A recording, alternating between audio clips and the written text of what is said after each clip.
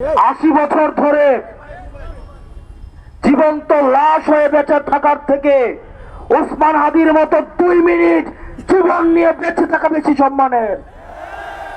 আপনি চাইলে ওসমান হাদি হইতে পারবেন না, আমি চাইলে ওসমান হাদি হইতে পারবো না। ওসমান হাদির কাছে আমাদের প্রতিজ্ঞা আছে। ওসমান হাদির যে শহীদ মৃত্যুর যে আকাঙ্ক্ষা, সকল ধরনের দুনিয়াবি লোভ, প্রত্যাশা, পদের লোভ, এগুলোর ঊর্ধ্বে উঠে উনি বাংলাদেশের প্রশ্নটা সবচেয়ে বড় আকারে উনি রেখেছেন। দুর্ভাগ্যজনক বিষয়, আমরা ওনাকে ধারণ করতে পারি নাই। গতকালের গুলিটা ওসমান হাদির মাথা দিয়ে ফুটো করে যায় নাই, এটা বাংলাদেশের প্রত্যেকটা মানুষের বিবেক ফুটো করে গেছে। আমরা আওয়ামী লীগের সাথে এখন সবাই পরকিয়া করি। বিশ্ববিদ্যালয়গুলোতে আইসা আওয়ামী লীগ এখন মিছিল করে, মিটিং করে। গত 17 বছর আওয়ামী লীগ সেবা নিছে আওয়ামী লীগ নামে, এখন সে হয়েছে আওয়ামী লীগের শিক্ষক, টকশুর বুদ্ধিজীবী, সাংস্কৃতিক কর্মী, নাট্যকর্মী। ফ্যাসিস্টের কোন ধরনের বাংলাদেশে কোন স্পেস হবে না, সে যেই নামেই থাকুক না কেন।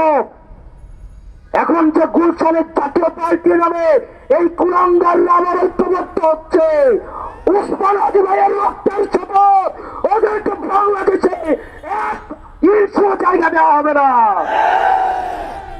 আমার ভাই ওসমান হাদির রক্তের শপথ, এই বাংলাদেশে দিল্লির এক্সটেনশন, ইন্ডিয়ার আধিপত্য এই বাংলাদেশে কোন ফর্মেই, কোন ব্যক্তির মাধ্যমে, কোন ইনস্টিটিউশনের মাধ্যমে, টকশিজীবীর মাধ্যমে, পেশাজীবীর মাধ্যমে এই বাংলাদেশে কোনদিন আর ঢুকবে না। প্রিয় বাংলাদেশবাসী, আপনাদের ঐক্যবদ্ধ থাকতে হবে।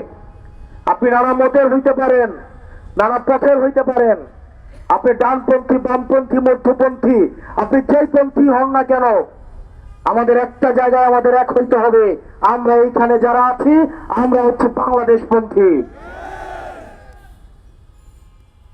আপনি কি হাত উপরে বাঁধবেন নাকি মাঝে বাঁধবেন?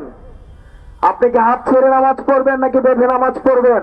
আপনি ডানপন্থী হবেন নাকি বামপন্থী হবেন? মিলাদ পড়বেন কি পড়বেন না? শাহবাগে গান গাইবেন কি গাইবেন না? এই কালচারাল ফাইট গুলো বাংলাদেশে এনে মনে রাখতে হবে, এগুলো ফ্রিঞ্জ এলিমেন্ট আমাদের মধ্য দিয়ে আমাদের জাতীয় ঐক্যকে বারবার প্রশ্নবিদ্ধ করা হয়।